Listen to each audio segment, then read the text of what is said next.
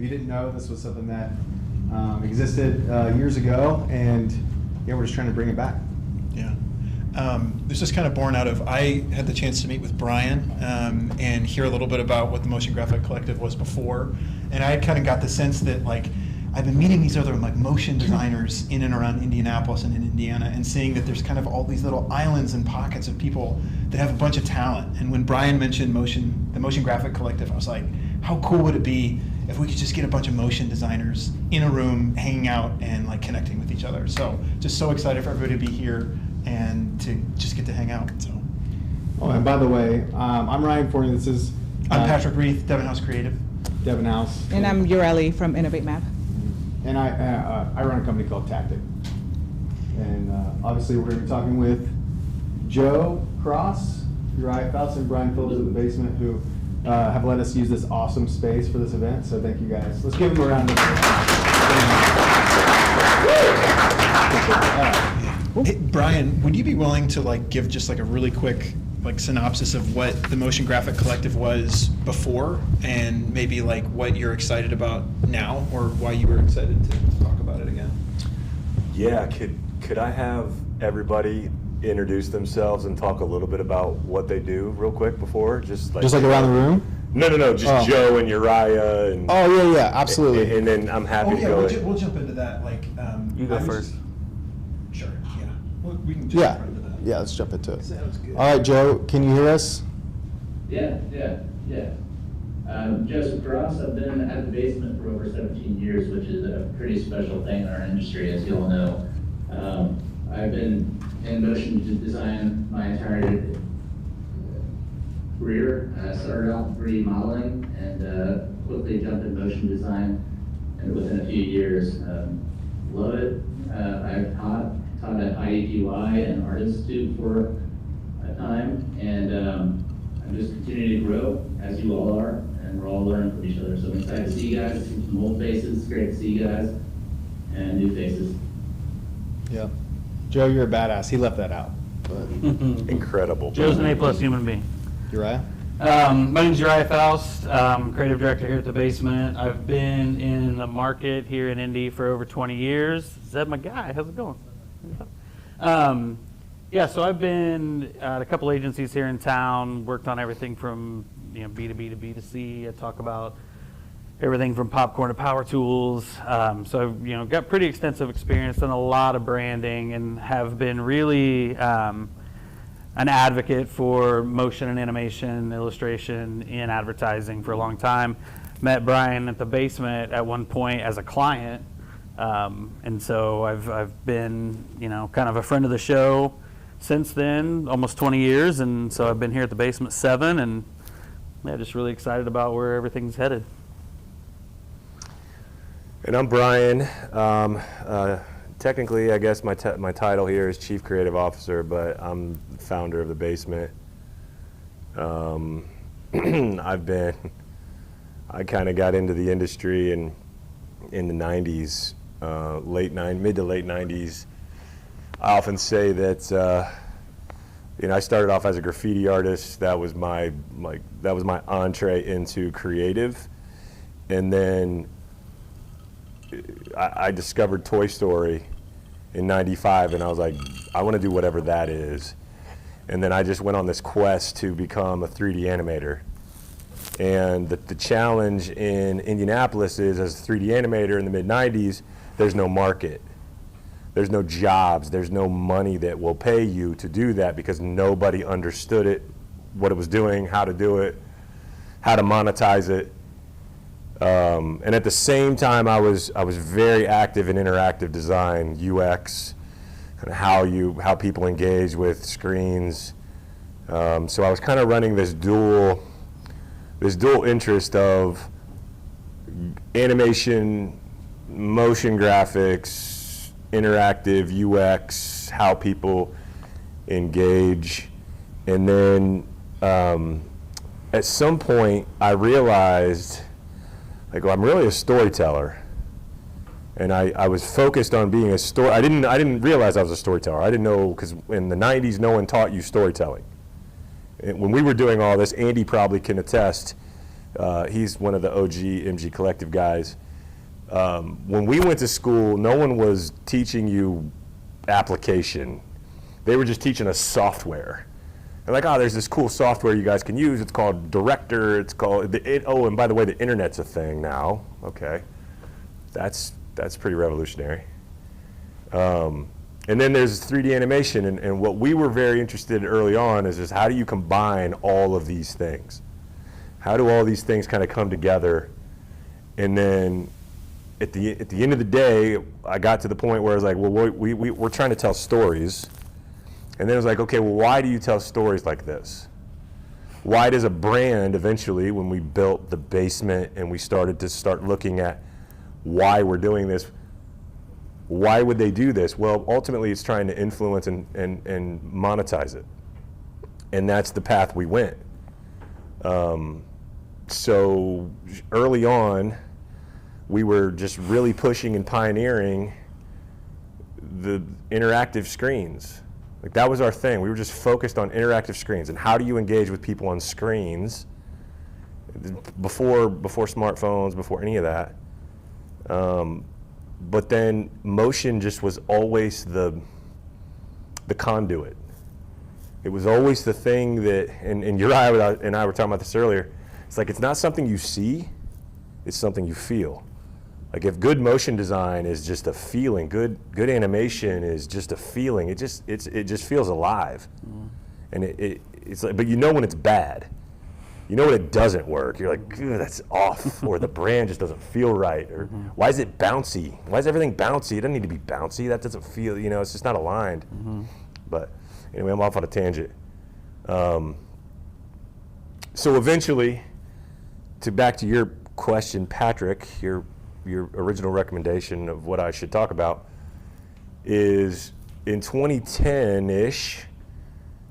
We were just kind of the same thing you said, Patrick. There's just a bunch of people that I was meeting that were doing things. I met Andy, who was a professor at Ball State, Brian Ludwig, Zeb, I think you were a student at the time. I don't even know if I knew Uriah yet. 2010 maybe. Yeah. Maybe early on. But we were, I remember thinking to myself, like, who's going to pull all these people together?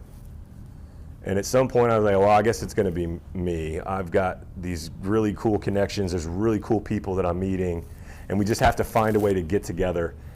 And I remember going to a conference through Motionographer. It was right around the time called F5. Anyone familiar with what F5 is? Incredible, life-changing conference for me. And it was all about the creative process and how the creative process applied to, like, I think David Fincher was there, the film director, and Kid Koala, the DJ, was there, and there were animators and production houses and all this, and everything was about the breakdown. And they were all sharing the creative process, and I thought, why can't we do that with MG Collective? We should get together with all these people that are doing cool things. I remember Andy, I was telling this story earlier, he worked on the Korn video, Coming Undone. For any of you guys that are into that music, I was a big Korn fan. I love that video, I love that song. I was like, man, the guy who worked on that's here, so why can't we platform him or anybody who's doing that kind of work to share with everybody so that everybody can just gain knowledge. YouTube wasn't putting out tutorials every day. You couldn't there wasn't Grayscale Gorilla at this time. No one, that didn't exist. So we had to build it ourselves and pull everyone together to try to extract this information from each other, which is crazy because that's 15 years ago when we were doing it. And long story short, storytelling, we created something I was really proud of, was the 49-hour film festival, which I know some of you folks participated in here. And the idea, are you guys familiar with the 48-hour film festival? Yeah, basically you have 48 hours to create a film. It happens all over the country. Different states do it. I don't know if they roll it into national, but we were like, we're gonna do 49-hour, all animated, and you get an extra hour for rendering. That's why we called it the 49-hour film festival. And we had a professional competition and a student competition, and we had IUPUI students, we had Art Institute students, we had Ball State students, we had Huntington College students. So we were tapping into all these pockets around the state to produce animated films that had never happened before. No one was doing animated films back then, short films, excuse me. No one was doing short animated films in a meaningful way. And we probably produced hundreds over 5 years of animated films. And that was one of the most proud things about the early years of the MG Collective is everyone just put in the energy. The energy was palatable. And you could go on a Tuesday night, on a random Tuesday once a month. We used to go to the Elbow Room downtown, and they would give it to us for free as long as we drank and ate their food. And we'd go in there and we'd bring in artists from all over Indiana would come. People all over from Indiana would come. We'd have people from Fort Wayne, which someone's here from Fort Wayne, right? Shout out to you, my man. Because that was what it was about, because there was no other place to connect with people, like real life. I know the pandemic just fucked everything up, right? This, in my opinion, this is what it was all about. Face-to-face, energy, connecting with people, talking about things. What are you doing? How are you doing it? But we'd have music directors doing animated film, like animated music videos. Had the character designer for Archer come in and talk about how he did. How he designed the characters for Archer. I mean, like, it was just inspirational. So when I got reconnected with these guys, and that whole concept of, well, why don't we? They were saying this. Why don't we pull it back together? Why don't we get this next group of artists together? Because it doesn't exist.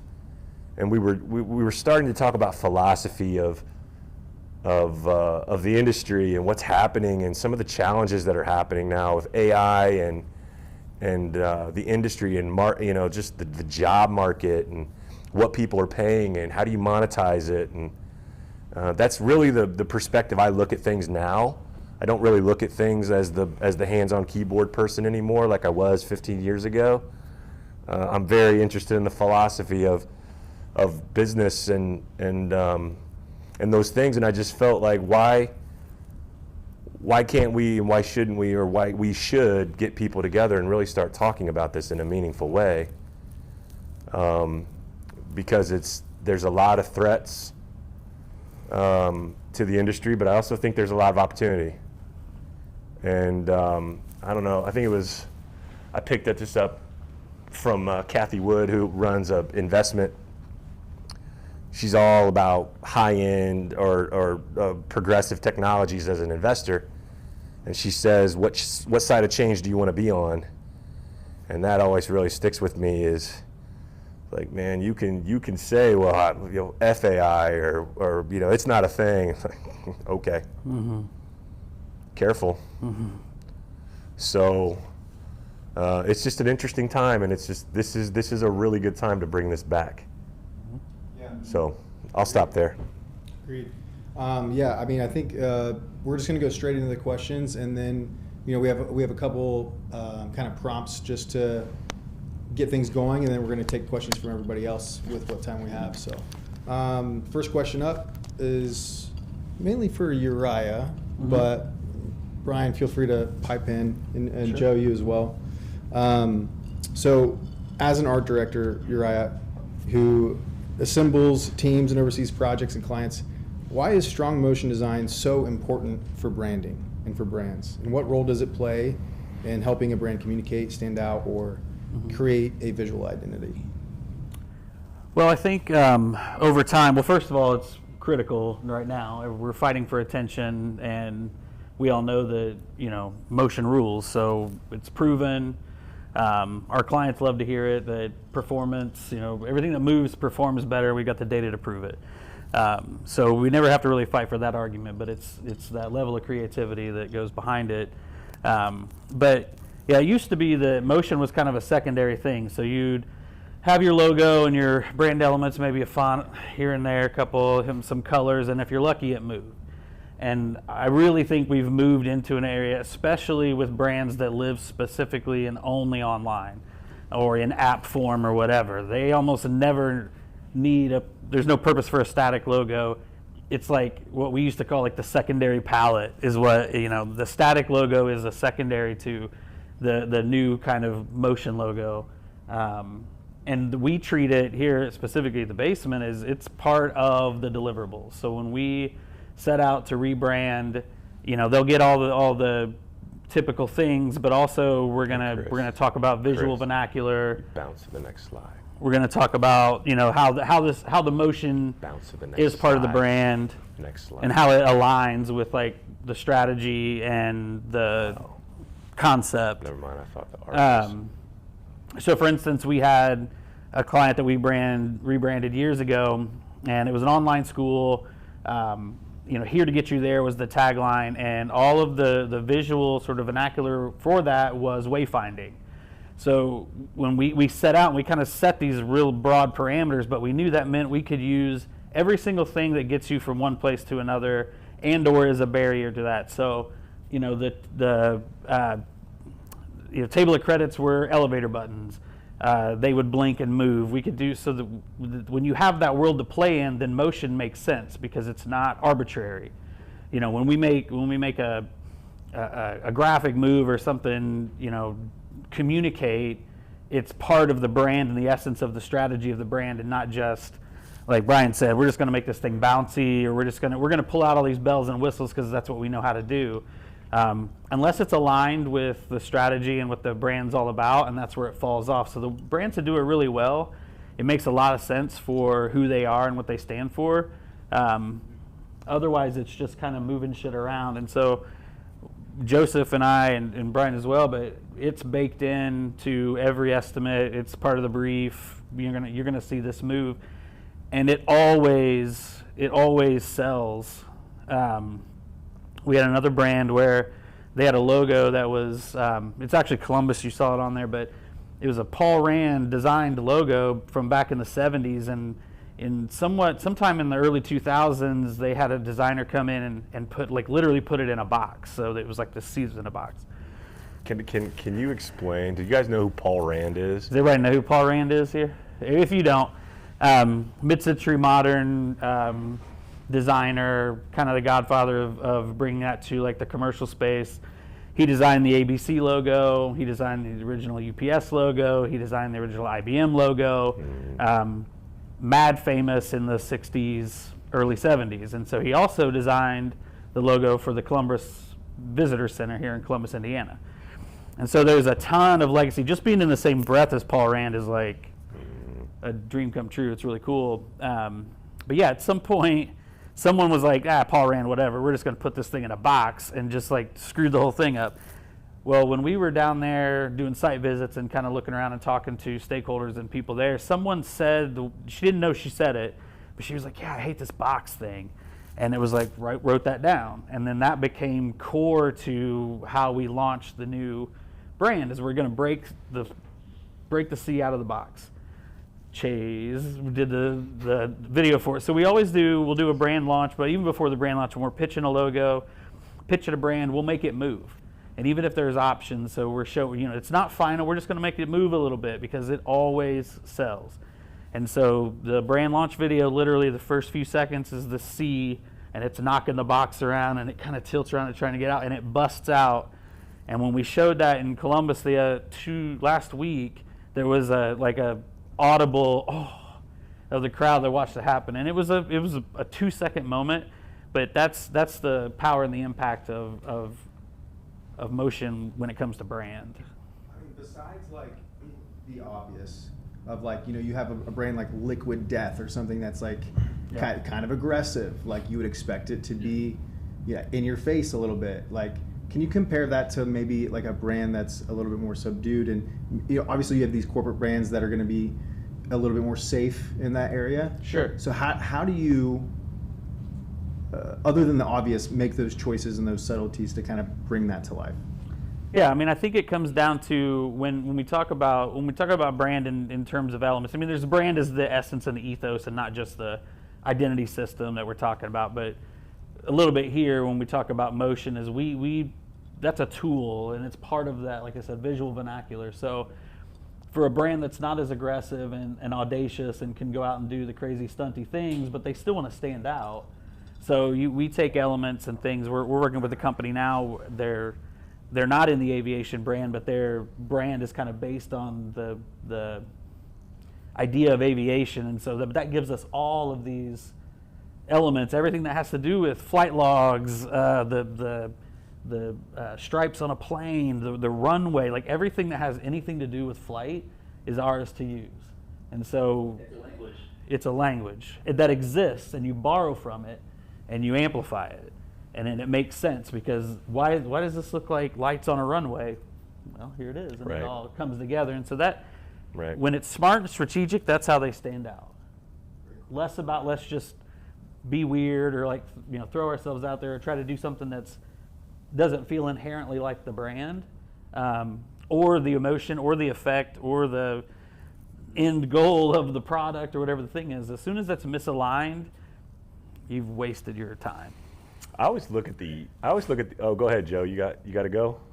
Yeah, so I was just thinking about a client we just been working with their brand, and they're focused around sheds and well-made shed, and their logo, the motion that we decided on, it has kinetic motion because it's all focused on building the shed. It's simple structure. There's metal, plastic clicking together. There's some screws. So this logo has those elements. It's not overdone, but there's a language there we already know of. And then we dug a little deeper, we added form to it, so out of space, the doors open to reveal those assets building in. And it's not overdone, it's not in your face, a lot of motion, it's smart, it's elegant, it's classy, and it really grabbed their attention. And it's fun, it's great, it's rewarding to always see a client when they don't even consider seeing their brand in motion. It's like that handshake, the first handshake you get from someone, that motion, the brand steps out and moves, and they loved it. And it never gets old, but if you do it right, do it smart, it's great. What do you say, Ron? They're an 85-year-old brand and had never seen their logo move. And it was like, to us, it was like, what are you talking? We're like, what? And they were like, oh my gosh, this is amazing. We're like, we're glad we could do that for you. Yeah, it was always that was always a vision of mine, was to just insert that conversation in branding, because I didn't come from a branding background, right? Like I've always surrounded myself. I love just surrounding myself with really talented people, and like just riffing and what can we do together. And Uriah is a great example. Joe's a great example. Mm-hmm. Like Uriah's been working. I've been working with Uriah for almost 20 years. I've known him for that long, and even when we weren't in the same building together, we were working together. And it's like finding people. It's like, how do we push the change? Mm-hmm. Again, it goes back to like what side of change you want to be on. We wanted to push the change of like, we should be talking about this. Brands should be talking about this. And I studied title design, right? Like I love title design in film. That's probably a bucket list thing I've never done, but I always wanted to do title design. And it's like, well, it's the title design. But then if you look at like spots, mm-hmm. TV spots, we've done a ton of TV spots. Look at the art card. The art cards are now, to me, look how many of them move. Mm-hmm. There was a period of time where the art card would just pop up. And the art card's at the end where it's like mm-hmm. the call to action, the brand, the logo, whatever. I would just look at art cards and I'm like, you've missed it. You're missing the opportunity for your brand to have feeling. Mm-hmm. And now you watch TV, I watch spots. I live spots. I live in the advertising world and on the ad layer. So I'm looking at it going like, what a missed opportunity. You're not doing it. why aren't you, like, so there's just so much blue water in front of all of us from a motion design standpoint, because it's just going to happen more. You look at the web, you look at apps, you look at, Uriah was just talking about the new iOS. Everything's moving, everything's kinetic. It's everywhere. I'm going to move us over to the next question just for time. That was great stuff, by the way. I'm not trying to cut you off. He's like that, you know, that cane, that thing that goes off the. Yep. All right, this one's for you, Joe. As someone who's been hands-on in motion design for 17 years, how are you continuing to develop and protect your craft in the age of AI? Are there ways that you're incorporating AI into your workflow, and how do you decide what enhances the work versus what compromises it? AI, I can remember when the conversations we had with AI first started, it was just so uncomfortable. It gave you an uneasy, gross feeling. But it really it's here to stay. It's not going anywhere. We have to figure out how to utilize it as a tool and not be frightened of it. It's in every tool we use already. It's always encouraging. It's inspirational to see them use it to make our job easier, whether that's in After Effects or any of the tools we're using. My focus is, we just talked about this with our agency, our three elements with AI. There's acceleration, generation, and collaboration. We see AI helps us accelerate our process, right? How are we going to use it to help move us past the things that are just mind-numbing, that we really don't feel like doing, and now we can get past it, move it quicker. That's a great part of using the AI. Another way is generating assets, not generating the final work, right? It's about getting ideas or cutting corners, creating just nuts and bolts, like those little assets, whatever can help you come to an idea or tell the story in a way. And then collaboration. It's something I heard a conversation with a motion design school. They're talking about AI and where it's going and how to see it. And they talked about collaborating with it. And it's a strange thought of, rather than just seeing it as a button and as it just, you keep on hitting the button until you get the right answer, right? That's what it feels like you're doing. It's actually collaborating. How do you communicate it? How do you use the assets and give it tools and direct it? And you direct it to tell your story and to align with your brand and your style, rather than just using it because it's there. So that's the way I see AI. I mean, we've been using multiple platforms. Weavy is something we've been delving into. I've been delving into a lot. Now Figma bought it, so that's going to change some things. I'm really interested in seeing how Figma utilizes it. It's a whole workflow for AI tools. There's also Comfy UI. There's other ways to utilize AI. There's all kinds. Didn't you guys do something recently with a shoe? It was like cycling through a bunch of different looks or something. You want to talk about that? Yeah. So we did this. Brian, you can speak about the league. Leaving my mind right now. Polish. For the city league. So, yeah, for the city league, they're gonna everybody's gonna paint these shoes, custom paint Nike shoes, and we were creating this hype video for it, and it's a quick turn. But I was coming up with the style, and I was like, you know what? Let's get a 3D shoe. Let's do a 3D rotation of it and different motion elements from it. Render those as just Lambert, or ambient occlusion passes. Then I pumped each frame into AI and exported each frame as a different paint or style, like whether it's watercolor or it's pen and ink or each frame. So I would do like 12 frames per second. I drop a frame in there and export that frame. And then I had this stop motion look at all these styles as if they were hand painted. That was an easy way where you're driving the look and the style and the motion with it. That's a lot of fun. There's also been some ways we use AI where the client comes to us with photos, an asset library of statics of their product or environment, and through prompting and directing, you're able to pull that and bring that to life to give it more legs for their social media. And I think where AI really, really flexes is social media. Obviously, it's not a long story you're telling with this. You don't have a 20-minute story. You're little clips of motion and delight where social media can direct and use fairly easy. Very cool. Anything to add to that, fellas? I mean, on the library of assets, that particular client had hundreds and hundreds of static photos of product, and so like one instance that Joseph's talking about, you know, it was like a pool box next to a pool. It was a vertical shot. There was a floaty like in the pool that was half cropped, and Joseph was able to prompt it enough that the floaty went across the pool just a little bit. The scenery in the background moved just a little bit, but it was enough to add so much visual interest that they wouldn't have been able to do. So to me, that's another service line where you can say, got a bunch of old photos that you don't think you can use anymore. You can enhance those with AI. And now what they kind of handed us of like, I don't know, these are old. We were able to make them new, and that was exciting for them. Yeah, I think that's a great point, and we've talked about that so much with clients, really prospects. Is you have to.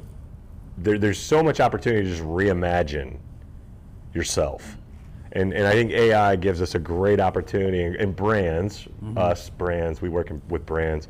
It gives brands the opportunity to just reimagine who you are, because you've got assets, you've got things, and a lot of agencies are going to come in and they go, oh, we want to do a new shoot.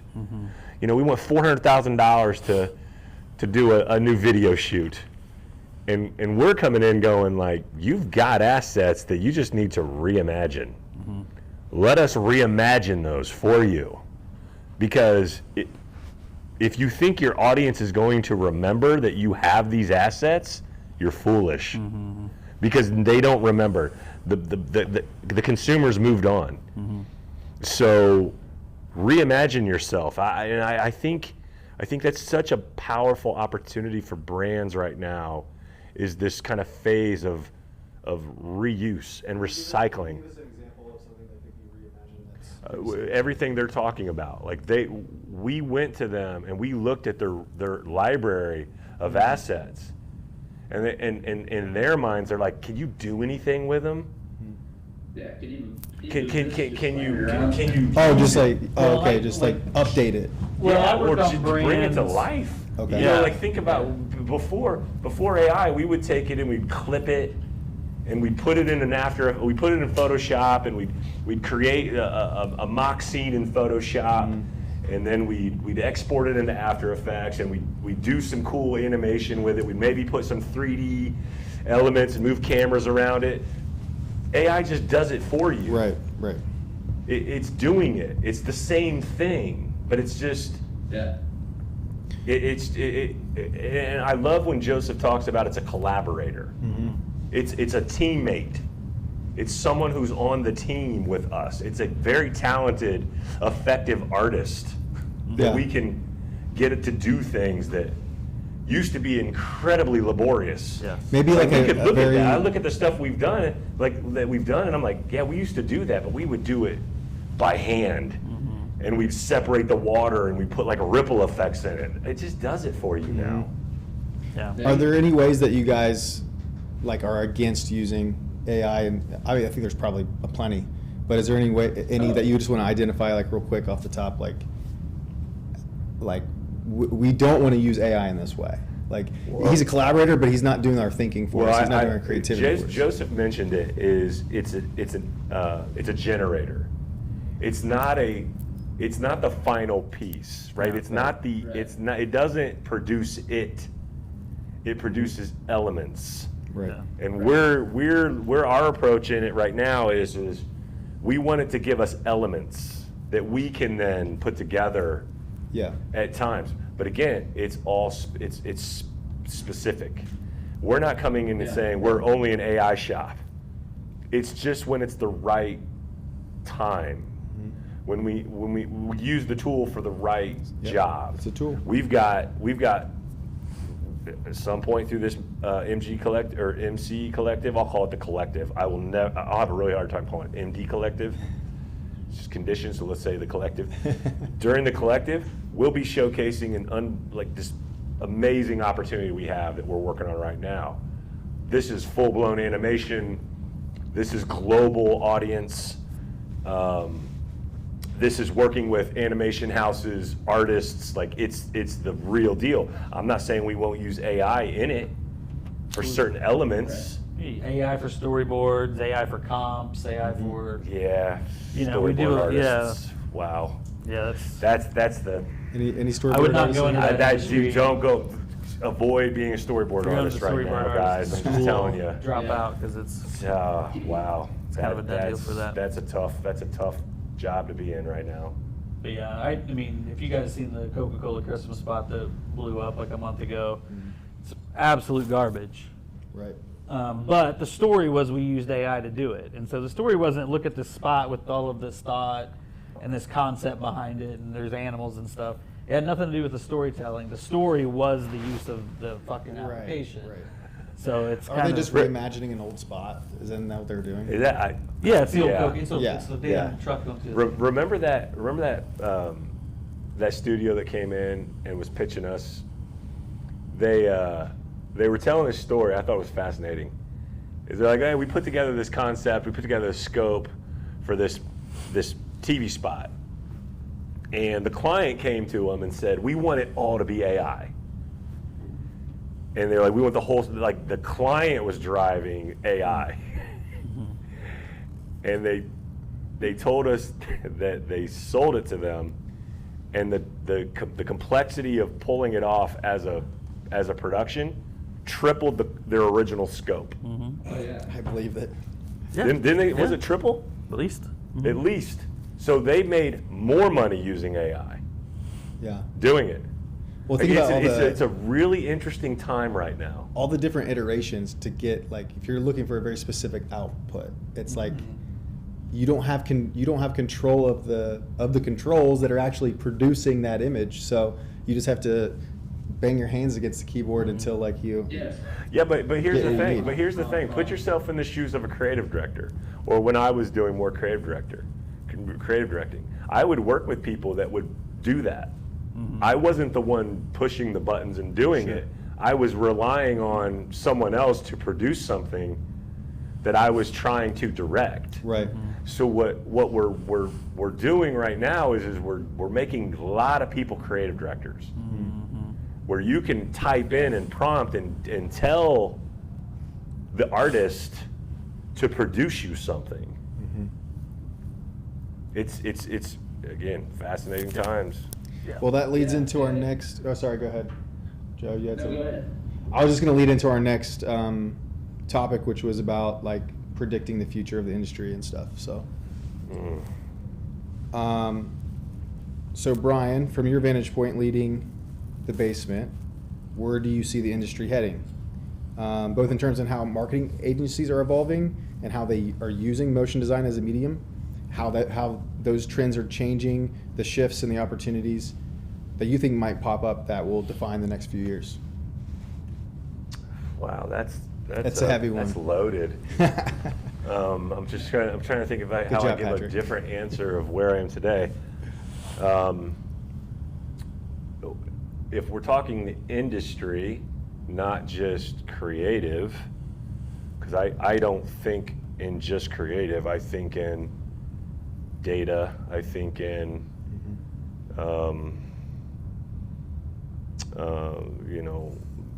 You mean like analytics? And, Measurement. My measurement. The key, at least with the basement, the way that we've positioned ourselves. Sorry, Chris, killing your mic. The way that we've positioned ourselves is storytellers. Storytelling is always the core. Branding, storytelling. We want to be the best storytellers, but we want to push that through the lens of technology. We want to push that through the most compelling, advanced advertising technologies that we can, because we're going to find ways to connect to consumers, and we're going to measure, and we're going to listen. And I look at that as now I think a lot of people look at that as the future. I don't think a lot of people do that very well. So you think storytelling is going to only get more important? I think there's story. No, yes, agree. Yes, it's never going to not be important. Right. It's always going to Performance be. marketing is going to hit a peak, because we're not filling the funnel. So if you're always looking at how something's performing here and is it selling, and then we're mid-funnel, but we're not telling stories that are bringing people into the brand. Right. 5 years from now, everybody's going to be like, well, Nike did it a couple of years ago where they lost, X billion of dollars because they decided to go direct to consumer. We're not talking about brand anymore. We're 50% off sneakers and all this stuff, and they lost all this, headwind of people coming in. So if you're not telling stories, if you're not building brands, then they'll come to a point where where are my customers at? Yeah, I'm Yeah. wondering if the whole performance marketing thing has already peaked. I'm hearing people and brands talk more about story than I ever have. It seems. Yeah. So we just did a study. So we do a lot of media, right? So we're a fully integrated, full service advertising agency. So as much as we love stories, as much as we love branding, we love data, we love media, we buy media. That is our position in the market. We recently did a study with one of our clients. We lean heavily into advertising technologies. So we want to be at the table with Amazon. We want to be at the table with whatever DSP. We want to be at the table with Facebook. Whatever is driving consumer engagement, we want to understand it because we want to tell stories through it. Whether that's animated, live motion, whatever, doesn't matter to us. All that matters. It all matters. But we did a study, and one of the things it was looking at is attribution modeling. And attribution modeling in our world is what is driving ultimate conversions for a brand, because brands care about conversions. They care about dollars. We can talk all day about how something looks and how you produce it, but the real reason why someone's going to pay you to do it is that you're going to influence somebody that's going to make them money. That's just the reality of industry. That's the reality of business. That's just the reality of how the world works. So no one's going to pay you to make art. You got to stop thinking that is real. If you want to make art, a friend of mine is a really dope artist. And he's now like an illustrator and a fine artist. He was talking about the difference between art and commerce, right? We live on the commerce side, right? Where we're making art to make money for something or somebody. That's why we get paid. That's why we have jobs. And you just have to sacrifice yourself to that. To go, this is the real why I exist. So even like, younger artists coming up, like you're saying, hey, get familiar with the business side of this, right? Like early. Yeah. Like, of course, focusing on your craft and becoming a polished artist, professional is obviously that's a prerequisite, right? You got to know how to do your job. Right. But at understanding where the value if you were is. ever my student, I taught for many years. I taught at IPY. I taught. Did anybody take my portfolio class? No one in here did. I would always talk to them about you have to learn how to sell. They're like, man, I'm an artist. What do I know? Well, I don't want to know anything about selling. It's like, all right, you got an idea.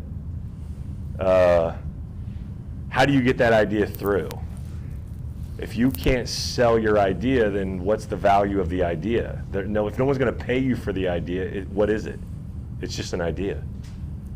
So you've got to evolve. You don't have to. In all fairness, if you can find a position where you can just be, push the buttons all day, no disrespect, that's great. But if you want to scale, to grow, you want to evolve, and it's just going to become natural, you just have to learn how to communicate, you have to learn how to write, you have to learn how to stand up in front of somebody and speak. You have to have confidence, you have to sell it. And the people that do that are the people that become creative directors. Yep.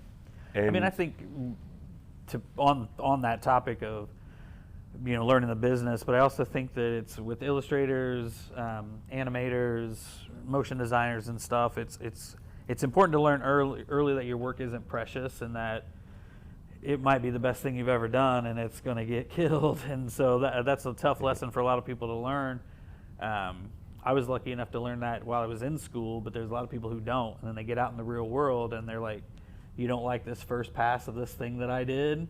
How dare you? And now we're going to butt heads, and it's one of those things. So you just have to learn how to like take the licks and understand and take direction. But I would say, good in terms of the evolution of the industry and in terms of the people coming into the industry is jack of all trades, man. Be a little bit good at a lot of things, and that is really important because I think Joseph would say this. Chase is a perfect example. Dude can do a lot of things really well.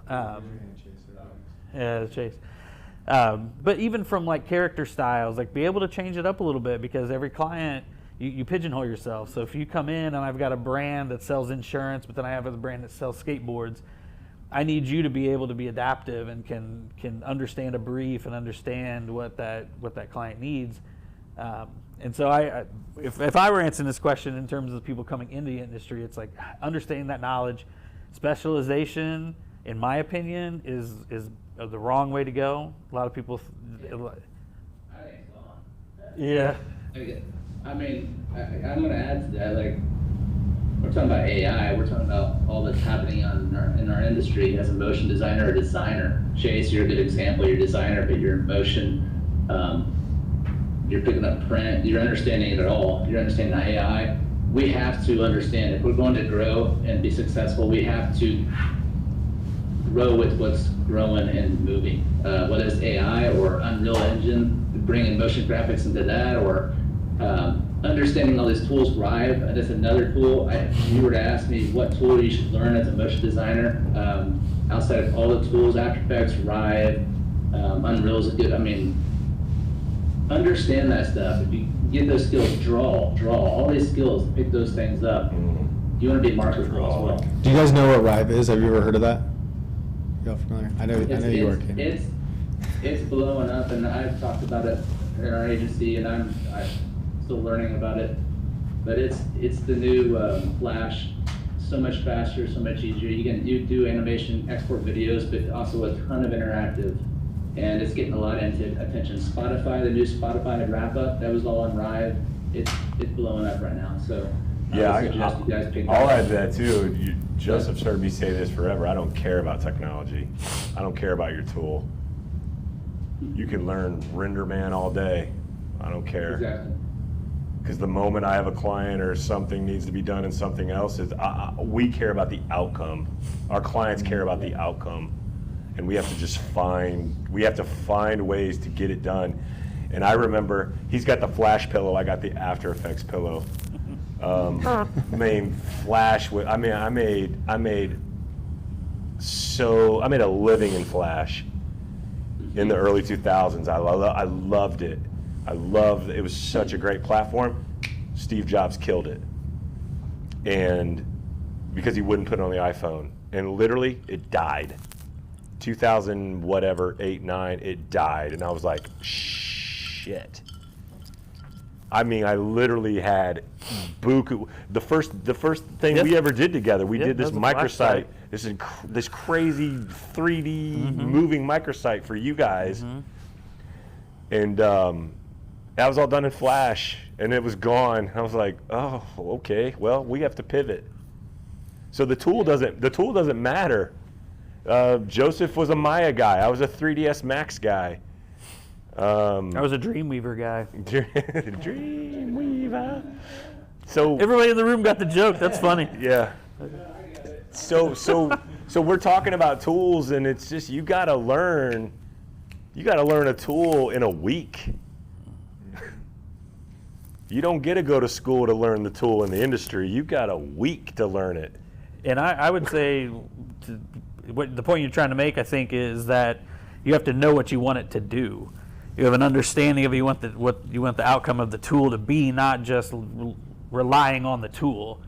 so this is what it says it can do, and I'm just leaning on it like a crutch. No, you have to be able to say, this is the outcome, this is the thing I want it to do. That's where Joseph, he's been doing his research, and it's not just tutorials about what it can do. He's like, man, I want to make this thing do this in a certain dimension and then blow up, and now he's forcing the tool to help him create the thing that he wants to make. So that's the important distinction, is that, the tool doesn't matter necessarily when it comes to reliance. Yeah, I'm gonna talk briefly, real quick. I know you're probably gonna yank my neck. I'm gonna talk briefly about titles, right? Because we talk a lot about titles, and this market's infamous for handing out titles for people, right? Like, you're a designer, you're a graphic designer, and all of a sudden you get an art director title, and then you come to us, and you're like, well, I'm an art director. It's like, all right, what art have you directed? And we look at your work, and you're really a graphic designer, because an art director is going to source art from wherever they need it to be, and it's right in line with what we're talking about. Is that if we want the outcome to be something, and you can't produce it, we're going to go find the artist who can produce it, because we want that art. We don't care how the tool gets the art. We can do a lot of art in-house, but when it doesn't, when our limitations, we hit our limitations, we're going to collaborate. So we're going to go find the people. And I'm not asking you for software, I'm asking you for outcomes. So you got to be versatile with the art, and that's art direction. You got to be able to, like, how do you get whatever style is called for? It's not always your pencil, and that's and that's. I feel like we need to talk about too, because I think that, like, people get their identity wrapped up in being able to do the specific thing really well, but as soon as they're asked to do something outside of that style, they'll struggle, right? Yeah, so I brought this up, I didn't know we were going to talk about this, but this is, our identity is based off of this dweller, right? We call it the dweller. It's right. To me, this is our Mickey Mouse, and it was created to be versatile. And the idea behind it was that it could become anything. Has anyone ever seen are familiar with the Max? You probably, if you were out in the lobby, you saw the comic book. Incredibly inspirational to me. But there were these little characters on there called the Is, and what they were is very similar to this. That's where I got that inspiration. But the Is could put on any disguise, and in the real world, you would see that. You would see that person. And so to me, it was like, well, this is just style. You could just take any form. You could just form any style. And as a graffiti artist and as an artist in general, it's like I had my style, but all I wanted was like a collection of people that could make style. And it's been a calling card for us, is that we don't want to ever feel like, well, that's the basement. You can tell it's us. If it's us, we want you to know it's us because it's just fresh. Not because it looks a certain way. Because, it looks the same. We never want to look the same. We always want to just put on a different mask. So anyway, that's a little. And I do think that there's something to be said for having personal style, and that's your art. And that's the thing, if you're really good at a thing and you become known for that thing and people come to you for that thing, there's absolutely nothing wrong with it. Correct. But from our point of view, our kind of worldview in this business, not that you want to get into it, but if you did, that's where it becomes opportunistic to have what you do well and what you're known for and what you can do quickly, and it's gonna have your signature on it, but your ability to pivot and have multiple, brushes. Yeah. Then that's what's going to make you successful. Yeah, That's good. All right, we're gonna pivot to kind of a Q&A. So Yes. If Let's you get it off the hook. want to raise your hand if you have got a question. Does I'll anyone call have you, and then I'll questions? just have to repeat Please it back have so questions. Joe Let's can hear. go. Let's keep Okay, chatting. turtleneck. Okay, so I'm very young. I'm brand new in my professional career. This is more towards you. I have just started my own personal design studio, registered legally and everything. If you were to start over in this day and age with this technology and AI, where would you go from? Real quick, I need to let Joe. Yeah. How we boil that question down. So you're asking if Brian had to start over and learning the industry and learning tools and things, where would he start in the age of AI? Is that your question? Okay. Well, I got to set the stage, and I'll try not to pontificate too much. Here we go. We'll see how this goes. And I'm wondering down. When I came into the industry, there wasn't really an industry. So we use the term blue water. There's a lot of blue water in front of us. There's a lot of opportunity for innovation. Monetization wasn't there.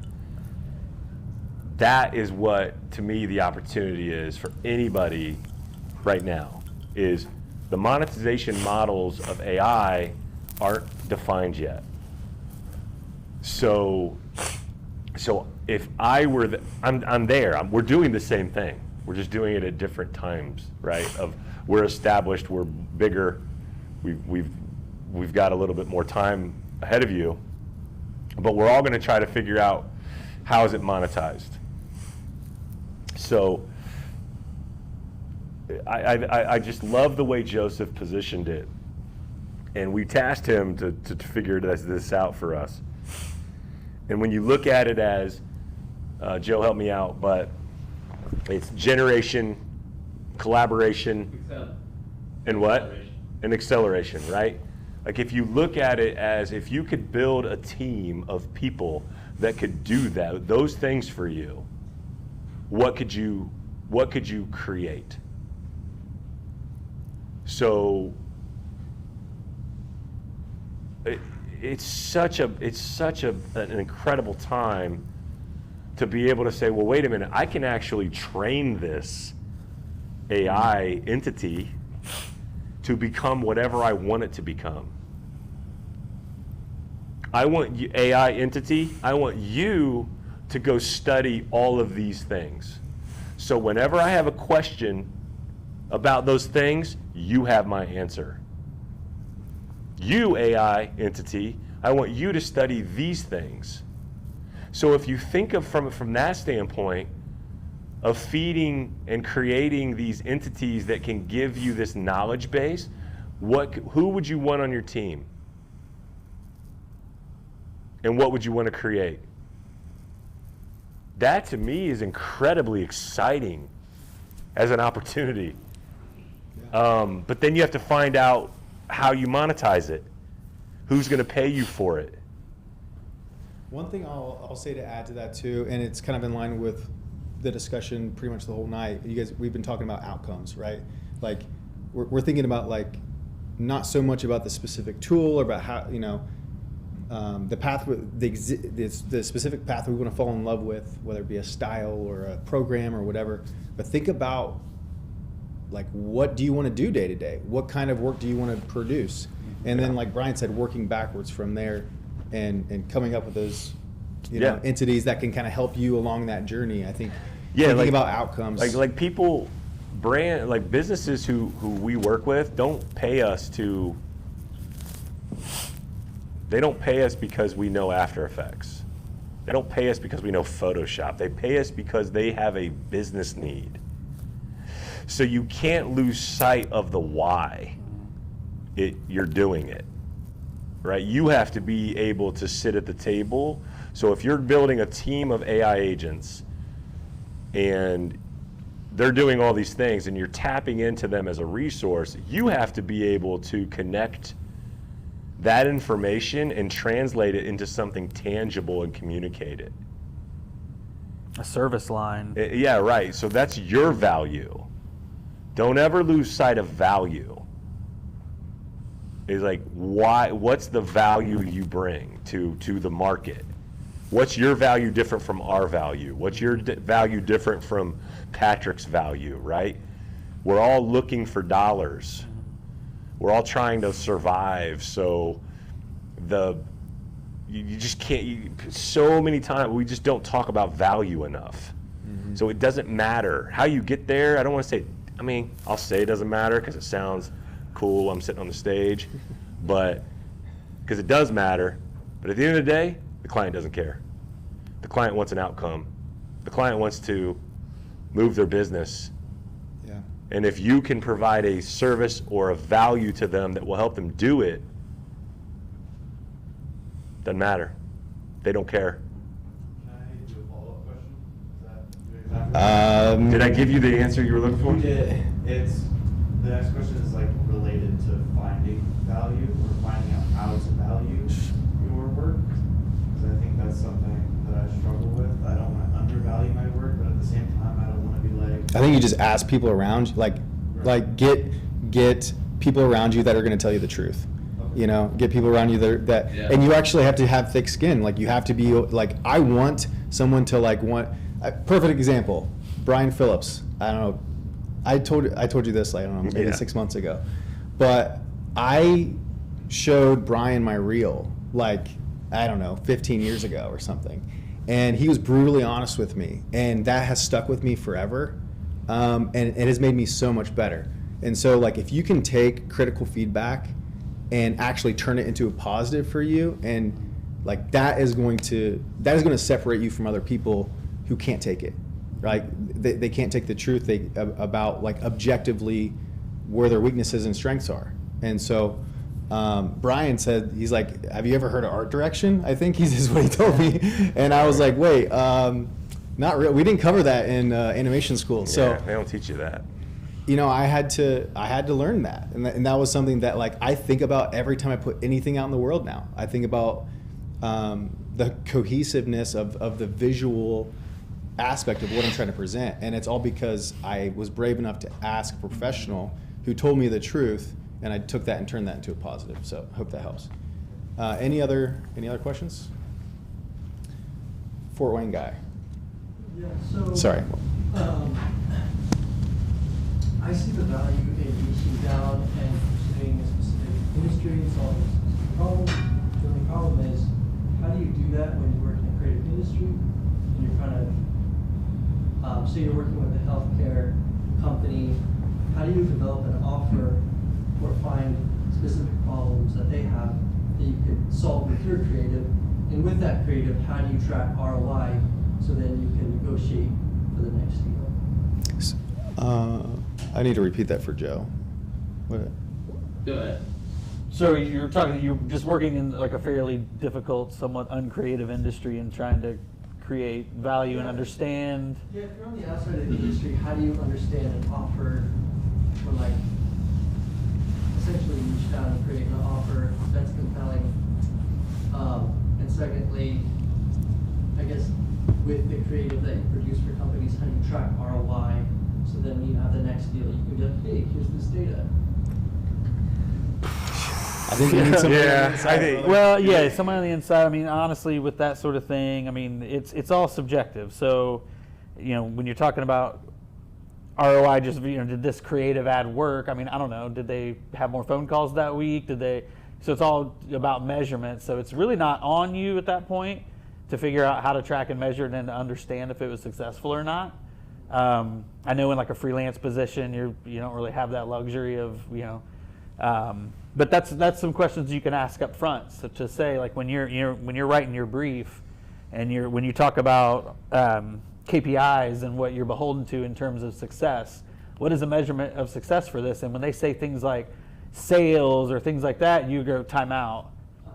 This ad is not going to raise your brand awareness 50%. So if that's what it's it's hard, especially as a young, you know, creative, to be able to kind of talk in those terms with people because it doesn't come easy. It's not something that you just intuitively know how to talk about. But I think it's that setting up front expectations to say, like, are we going to do this again? Or is this like a repeat thing? Whereas if you didn't get any phone calls, then I'm getting blacklisted because that ad didn't work.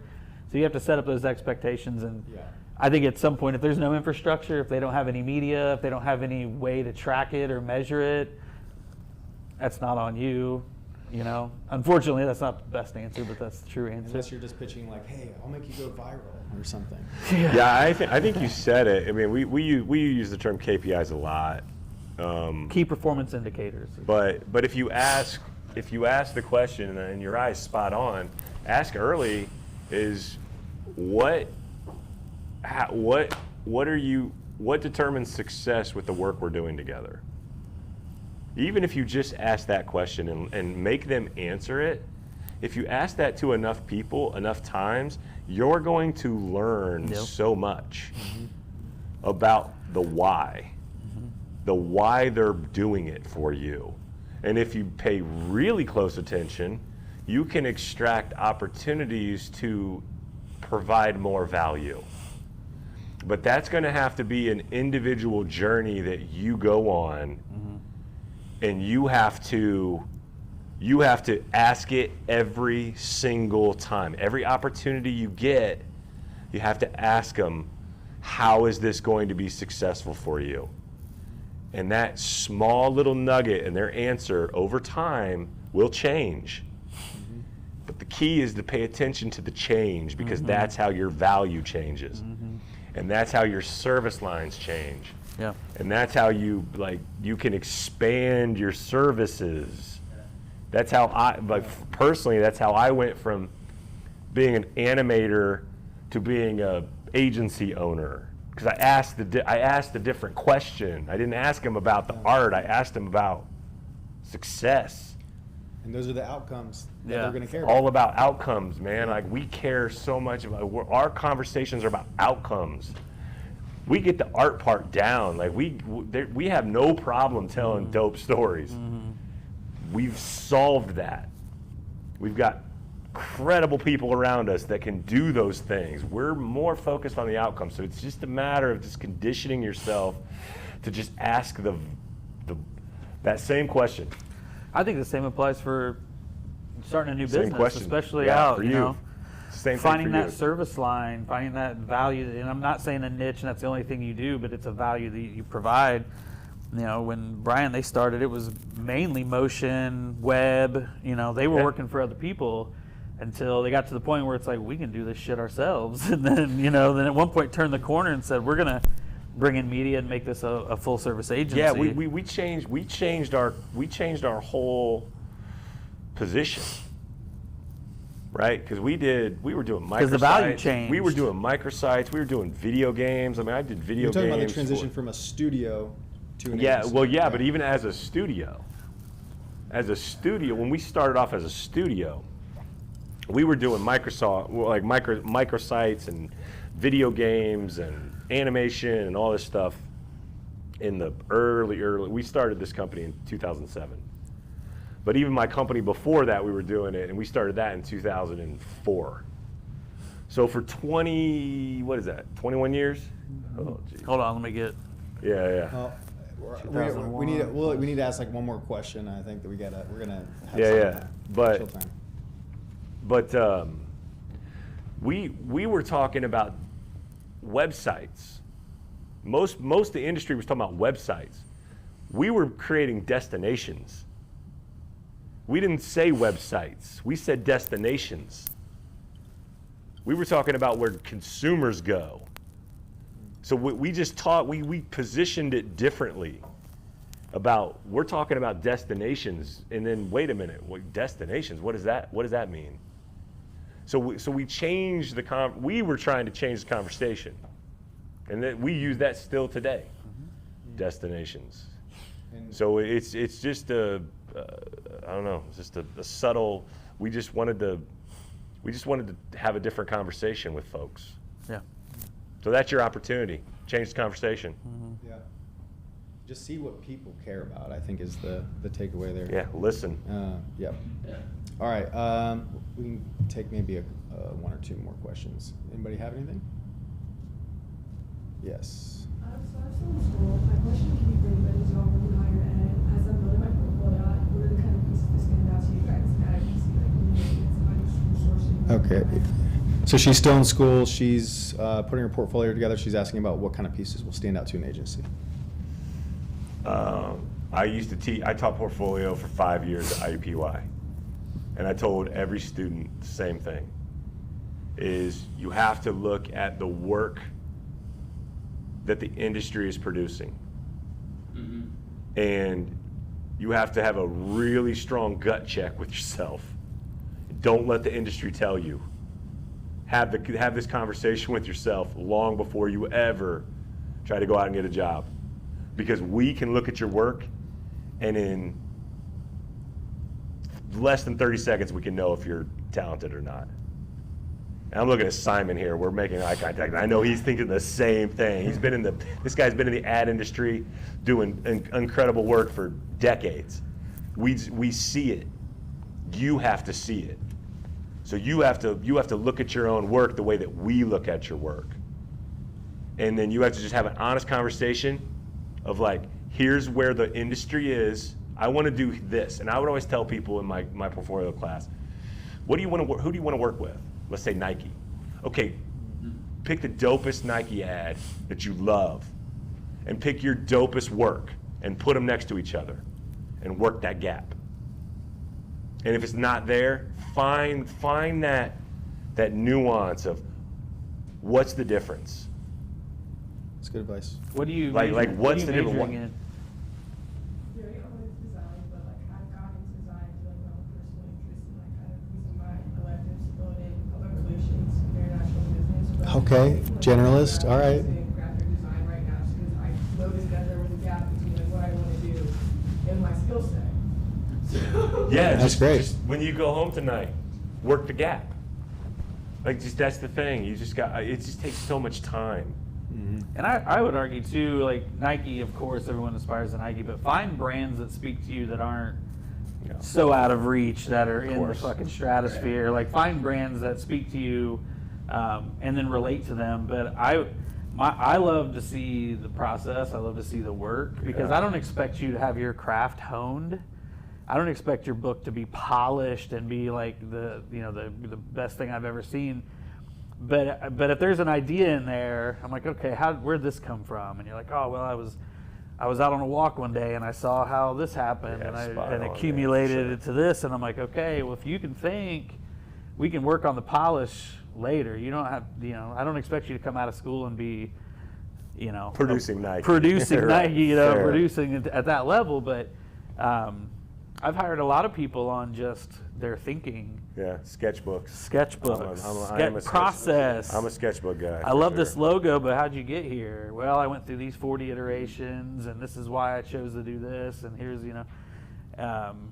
that's what's exciting to me is to see that sort of stuff. So don't beat yourself up on the polish. I would say that for anybody, like at that level, it's just more about how you got there and where the gap is. What am I missing? But that what he's talking about elevates the polish. Yeah. They're one and the same. Yeah. It's a process thing. It's a creative process thing. Yeah. Yeah. So you have to understand, and I was always a reverse engineer type thinker, because I saw all this work and I was like, how'd they do it? And I wanted to take the tools to like reverse engineer how it happened. Again, there was no YouTube. There was nobody told us this. We used to read the manual. Back in the day, software came with big Paper. boxes that had like manuals in them, books that maybe had 7 different books in them. I used to read those books. So, because I just wanted to know what every button did. So it's a process thing, but like you got to work the gap, and you got to figure out the process to work the gap. So we're kind of on the same page here, but.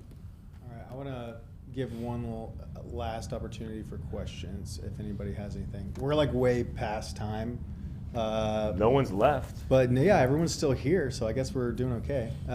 And we can stay a little bit later, past 9 o'clock too. The doors aren't locking until 9:15 ish.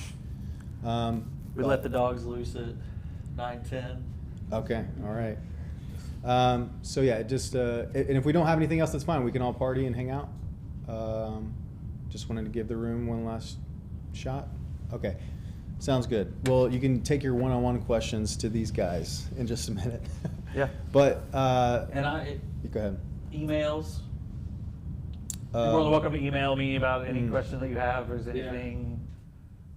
Yeah, all the anytime. I'm on LinkedIn. Like if everybody's you're- email is also on the invite. It's public. Yeah, so. if you have any questions at any point, feel free. Great. Well, just want to thank again Brian, Uriah, and Joe for giving us their time and their space, and for helping us like get this thing started again. It's super exciting to see everybody in this room at the same time. I feel like I see everybody online or just texting. Everything's so digital, so it's just really nice to be able to all get together for this. So thanks again, everyone. Can I add one real quick thing? Thanks for killing my moment, Brian. It's fine. It's fine. I just want to say that kind of echoing that. Appreciate you guys being here. Is build it, like tell your friends, and maybe we weren't the right people to inspire you. That's okay, but be the ones who come to the table to bring the other people, the inspiration. Find the connections. Tell people to come, to talk, to engage. I'm really big into. We talk about this all the time, like collisions. Like energy is based off of colliding atoms, and these are collision moments for everyone here, and that's how things. That's where energy comes from. So, the next companies are coming from you guys. Mm-hmm. You guys, like what I loved with what Ryan was talking about, and I love what Tactic's doing. I love what Patrick's doing. Like these are the next companies that are coming out. So it's really up to you guys should own this next version of what we're doing and what you guys can do. So I guess I just encourage all of you guys to build. Mm-hmm. I say this all the time, let's build. You guys just build. So please build. Because we're going to support you. We're going to help you. We want to see you guys successful. We want to see the industry successful. So keep building. Yeah, that's good stuff. All right, thanks guys. Thanks for coming. Thanks, Ryan. Thanks, everybody. Thanks, Joe. Shout out to the Joe, can you Shout out stay to on if anybody wants to come and talk